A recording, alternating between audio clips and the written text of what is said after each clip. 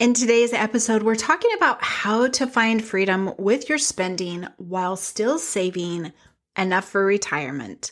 If you've ever felt guilty for spending money on something you love, like your daily coffee, because you think it's keeping you from being successful with money, I'm sharing today a few small shifts that can help you stop stressing and start making real progress. Welcome to the Wealthy After 40 podcast, the show for Gen X women and couples who are ready to ditch financial stress and feel confident about retirement. I'm your host, Daylene Higgins, financial and retirement coach, helping Gen Xers master their money and create a personalized retirement plan so they can stop spinning their wheels and step boldly into their dream retirement. If you're feeling behind, don't worry. Continue listening to this podcast, as well as be sure to grab your free guide, 5 must-do steps to start retirement planning now, at elevatefinances.us/must-do. And remember, let's make retirement possible together. Welcome to the episode. So how can you find freedom with your spending while making sure you are saving enough for retirement? I have a few small shifts I'm going to share with you that will help you stop stressing and start making progress. I was on a free call and she stated, I want to be able to have the flexibility where I can do those things. She says, put more into my 401k and not worry about a $5 coffee. Yeah. This piece of advice is really blatantly out there everywhere, making individuals really hesitate at these enjoyment pieces with their money. Now, as we talk about further into the episode, you'll know what I mean. But a lot of people hear this and they think they just need to be more disciplined, that they need to stop making those, small purchases, those daily purchases, that extra Amazon order purchase. And all in all, it just feels restrictive, right? It just is like, okay, well, I can't do those things. So honestly, you're not doing anything else, right? It doesn't really lead to more savings. So the real issue isn't your $5 latte or enter in whatever it is that has you feeling that way. It's not having a framework for your spending, right? A budget, a plan that shows you where your money should go so you don't have to guess or feel guilty, okay? Where your money should go, where you want your money to go. So I want you to think about this question. Why do you think cutting back on what you enjoy will help you be able to save more money for retirement? Is that really how it works? Stop doing these enjoyment pieces and you'll save more for, 10, 15, 20 years down the road. I don't think like that, and I'm sure you don't. It's probably why you're still listening to me. So what do you need to do? Well, you need clarity, number one, on what brings you joy with your money and what will add to your confidence that you're saving enough for your future. So overall, when you know how much you need to save for your retirement and you begin defining those expenses that bring you the most joy, you are successfully achieving both ends. You're finding the balance of spending now, enjoying now, while preparing for the future. Really, as you start thinking about your expenses as, does this bring me joy? Does this support me? You will be surprised at how naturally your habits shift when your budget reflects your values. So if you're wondering how do you calculate how much you're going to need for your retirement, I answer that question in episode 115, 4 questions and answers about retirement. So go give that a listen. That helps create the overall picture of this is how much you need to save. We'll be talking on this episode more of the current work that you need to do to fill in to get there. So I also help you do this inside my retirement roadmap session, where we create current and retirement budgets to calculate this number with a little more accuracy. But we also do what if scenarios to help you see how finding more money or making these changes or these adjustments can accelerate your progress to your retirement goal. So how do you implement this yourself? I have 3 steps to help you find freedom with your spending while also finding savings, right? Creating that savings stream for your retirement. And step 1 is you've got to use your budget or create a budget if you don't have one. This helps you know where your money is going. And you do need to know, like, what are your expenses? Where's my money going? What is it doing for me? Gaining this clarity around your expenses will help you see what is happening. No shame, no judgment. That's not what this is about. But I also want you to be looking in there for an expense called savings. We need to make sure that is in there as well. Now, it might be out of your paycheck and not necessarily in your budget, but you'll start seeing the kind of the connection here as we work through this. It's not about, setting in restrictions. It's just laying out what is going on. And then we're going to start looking at it to create better intention, to work on the next 2 steps that I'm going to share with you. So as you've got your budget, as you've looked at it, right? No shame, no guilt. Then I want you to start building awareness as you actually spend. Okay, our budget is what we are hoping to happen. This is what we lean into. This is typically what happens. But as we begin to build awareness, this is just a different way of tracking, right? We still need to be tracking against our budget so we know if it is accurate, correct, all of those things. But being able to build awareness is almost like a very simple way of checking in with ourselves. So as you do that with a gratitude of heart, every expense, I want you to just start building the awareness, checking in, evaluating. How does it make you feel? Why are you doing this? What is the purpose? What enjoyment do you get? Right? Again, with a gratitude of heart that you're grateful you have this money to be able to spend on these things, but really how is it making you feel? Awareness is a soft skill. Where tracking is a harder skill because you have to have the actual paperwork, you're doing that, but awareness can happen at any point of the purchase, any moment of the, I need to go get that. Build awareness by checking in. Oh, okay, I'm there. I'm with the price. All right, what does that look like? Checking in, just evaluating. Really build this awareness as you spend to see how it is supporting you now. Does it bring you joy? Does it bring you joy? I haven't talked about Marie Kondo in a while. We're going to talk about her in a minute, but it's really about bringing, the joy, what your spending is and how that's affecting you. All right, step 3.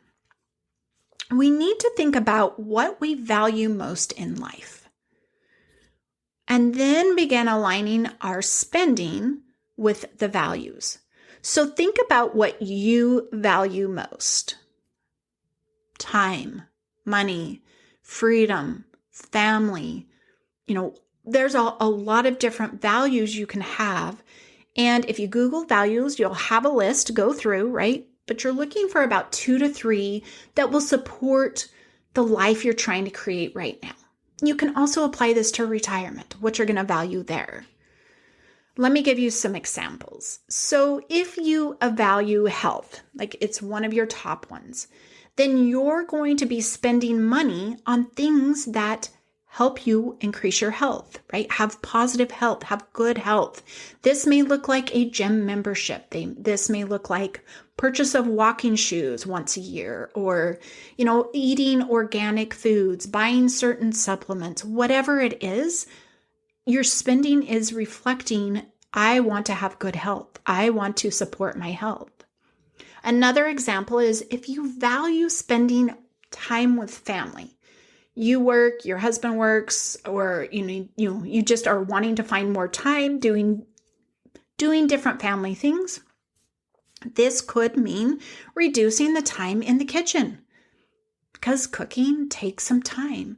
So then maybe your spending is going to look like getting some convenience meals, some prepared meals, getting takeout more often, and this is supporting you spending more time with family. If that is what you value, that is how your spending is going to flow. I also would hope that you're going to value reaching retirement at this point, that's big. But I want you to think about your expenses as you have defined your values. As you, review your budget, or as you're building awareness, is this expense bringing me joy? Is it in alignment with my big picture goals? If yes, great. If not, then you just need to adjust. No guilt, no shame. You've already defined your values. Why are you guilting yourself over this purchase? It's just out of alignment because it doesn't matter. Just make the shift, right? You want to have more money supporting your values, which are supporting your goals, to help you get there quicker. So like I said, if you value reaching retirement, maybe as quickly as you can, your budget and spending needs to reflect this. But it isn't the only thing you value at this time. And that's how you begin defining your spending. And you don't let others define spending for you. So that when you hear someone say, well, you should or shouldn't be doing these things, deep inside, you've created your reason. You know why you stop and get that $5 coffee every day, because you know you are supporting your value in reaching retirement goal as well. And you can just shut that advice out of your mind. You don't even need to say anything, or you can, right? Because you know wholeheartedly deep inside why you're stopping for that $5 coffee every day. They don't see that you're saving on the backside, and you do know that. So it doesn't matter. It doesn't matter. So let me share a quick message I received from a client. She says, Dear Daylene, I was thinking about our values spending discussion this morning and just wanted you to know it was so very impactful. Despite knowing the money is there and having built my nest egg, I still had fears and worries about managing it. Your coaching helped me feel more at ease and even excited about the future. So this client of mine had done a career pivot. She, in her first career, had saved her nest egg. Working with a financial planner, she was told you have enough, but her feeling, her rooted in, she had not done the work. And even with him saying you're going to be fine, she did not feel fine until we helped her define those values, bring in those tight things of why and how I'm spending my money. It's huge. So that's what happens when your spending and saving work together. It's not about restriction or deprivation. It's about freedom. That is what we want, freedom with our money. So if you are struggling with this balance of now and future and really want to find the flexibility, find that freedom with your money, book a Confidence Kickstart call. You can do that at elevatefinances.us/kickstart to start, and we'll start identifying your values on that call. Let's get going and start identifying your enjoyment items so you can already take one step in working together and solving those challenges that you're experiencing right now, but what that will lead to in the future. Imagine feeling less stress and more control, not because you've cut everything out, but because your money has a purpose. I don't teach discipline. I don't do discipline. I am not disciplined, but I have a purpose with my money. And if life happens and presents me a different purpose, or I want to create a different purpose, I make these changes. I make them in my budget. I don't stay stuck. I stay in control. That is where you can find the power of really drilling in these things that we have talked about today. So these small shifts that we've talked about, you using a budget, you building awareness, and aligning your spending to your values, you will start to see a big change in how you feel about your money, specifically your spending and your saving. I have experienced natural shifts with my clients of stopping spending and, saving more, not out of restriction, not out of discipline, not out of me telling them they shouldn't be spending those things. This is a very, very natural thing to do as you implement these little shifts we talked about today. So again, if you're struggling with your feelings, you've got some shame, you've got some guilt, you've got worries about how is this going to support me in retirement, book that free Confidence Kickstart call. I want to chat with you. I want to help you and give you a resolution on that call and what it would look like to really find, less stress and more control of your future. So be sure you get started on using your budget or creating a budget and using it. It has power. That is how I was able to retire, was through the power of my budget. But as you use your budget, you've got to know what to do. It's not just a piece of paper telling you where to spend. You start looking at it, where you're spending, how does it make you feel? Build the awareness at the purchase point, when you're buying it, and then look at those expenses and tie them to your specific values. Values are just, 3 or 4 things that are building up what we want our life to look like. If I came and looked at your budget, could I tell what your goals and your values are?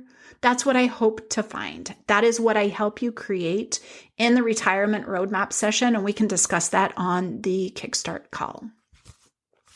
There's a reason my clients feel more confident after we work together. It's not magic and it's not discipline. It's clarity, control, and confidence in a plan that reflects who they are. And that's possible for you too. Thank you for listening, and until the next episode. Thanks for tuning in. I hope today's episode helped you take one more step toward mastering your money and creating a retirement plan that fits your life. If this episode gave you value, would you do me a quick favor? Follow the show, leave a review, or share it with another Gen Xer who needs this kind of support. And if you're ready and tired of trying to figure it out all on your own, be sure to book your one-on-one retirement roadmap session, and together we'll create your personalized plan so you can move forward more quickly with clarity and confidence. You can find that at elevatefinances.us/roadmap to book your session today. And remember, retirement isn't just a dream, it's a plan, and let's make it possible together.